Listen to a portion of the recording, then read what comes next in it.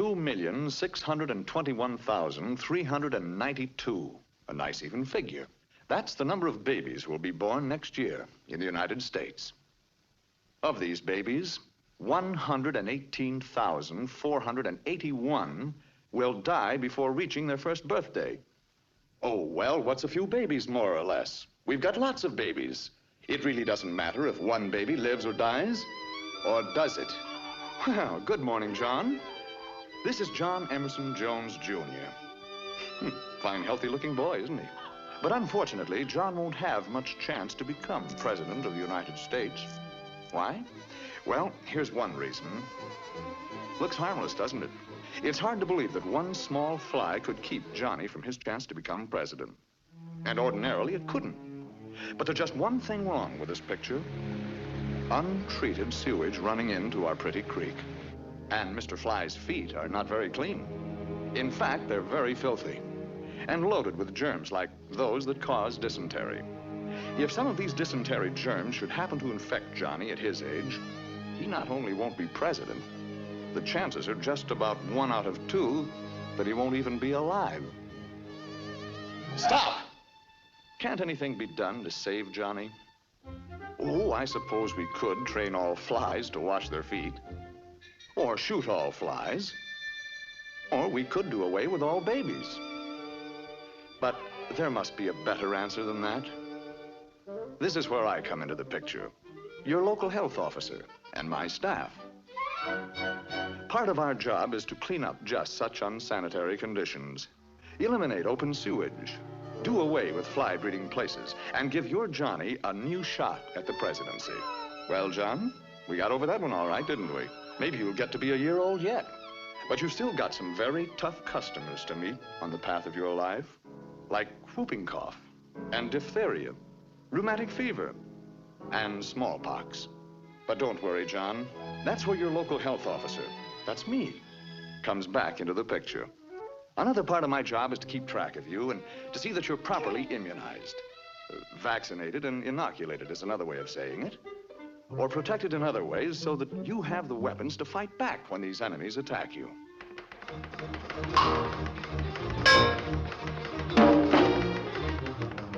You see, Johnny, most immunizations should be completed before you become 1 year old.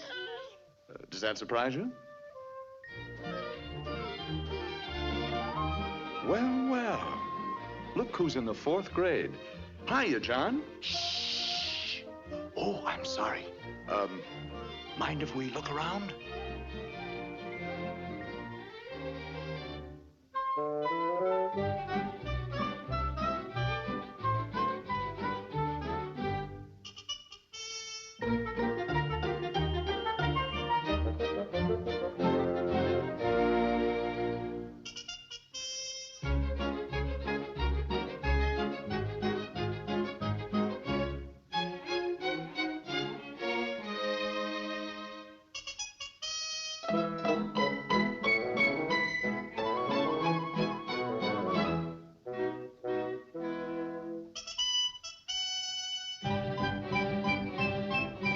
Looks like you're being well taken care of, Johnny. Shh. Oh, pardon me. Grown up now, John? Mr. Jones? Hey, wake up. You know her. That's Mary. Mary Lawrence. Changed since high school, hasn't she? For the better. Congratulations. You ought to make a very happy couple. You're fine, healthy-looking specimens. Nothing wrong with you, huh? Are you sure? Let's be really sure. Step in for just a couple of minutes. Now, don't worry, John. It's a very simple process for you. And I know Mary won't mind it either. It's not so simple for your blood, though. Let's see what happens. First, it's numbered, whirled, a warm bath, shaken, checked, cooled, bathed again, then carefully read. And aren't you lucky that you happen to live in a community that has a health department?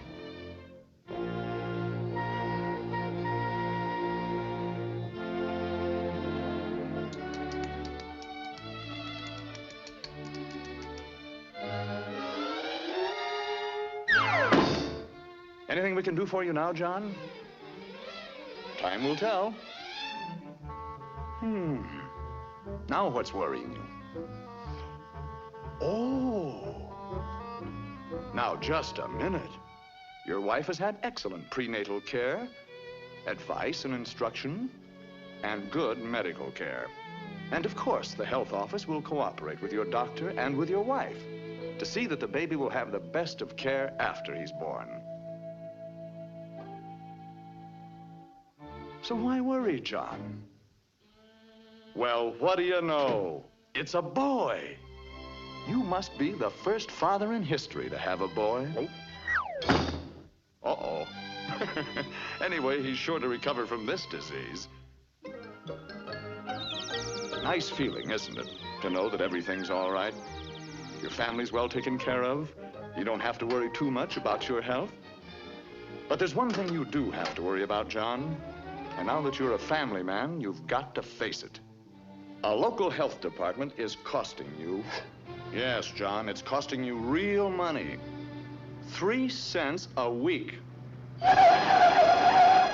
That's right. 3 cents a week per person can provide basic public health services in your community. Not much, is it? Well, John, you've been leading a normal, happy, married life. But of course, you are getting a little older. Your hair is receding, which is normal. You've developed a double chin, which is normal. You've also acquired a paunch, which is a little abnormal. But you're still a fine-looking man, even if a little mild exercise wouldn't hurt you. Yes, sir. Nothing like a little exercise, especially with the kids. Makes you feel so young. I got it! I got it! He got it. A little mild exercise, John. Let's take a look at that body of yours, and perhaps we can point out why violent exercise isn't good for you. There's the old ticker pumping away. So many miles of pipe. Now then, that bay window appears, and the rest of you spreads a bit too. More skin area, more pounds of flesh, and more pipe needed to cover the ground. More work, too, for your heart. And remember, John, that heart isn't getting any younger. So let's get more rest and take it a bit easier. Oh, by the way, it might be well to cut down on the food a little. Hey! That goes for you, too, Mrs. Jones. Look, John and Mary Jones, let's not kid ourselves. This is the age when cancer, heart disease, and diabetes are the big killers. Now, wait just a minute. Don't get panicky. Nobody said you have these diseases. With a few simple precautions, you'll have very little to worry about. Periodic checkups by your own doctor are the most important thing. Don't wait until you're sick. Always remember, early diagnosis and early treatment are the best weapons with which to fight cancer, diabetes, and heart disease. The family, the doctor, and the health officer. One kind of eternal triangle that really makes sense. Grandma and Grandpa Johnny Jones. And we've come a long way together. From now on, folks, you're pretty much on your own. But wait, just a minute. This looks like a happy ending. And it should be a happy ending for a fine boy like Johnny. But the odds are better than 25 to 1 that he'll be born into a community with inadequate public health service or none at all. So it looks like Johnny's chances of being among the 118,481 new babies who'll die next year are pretty good, doesn't it? But let's get one thing straight.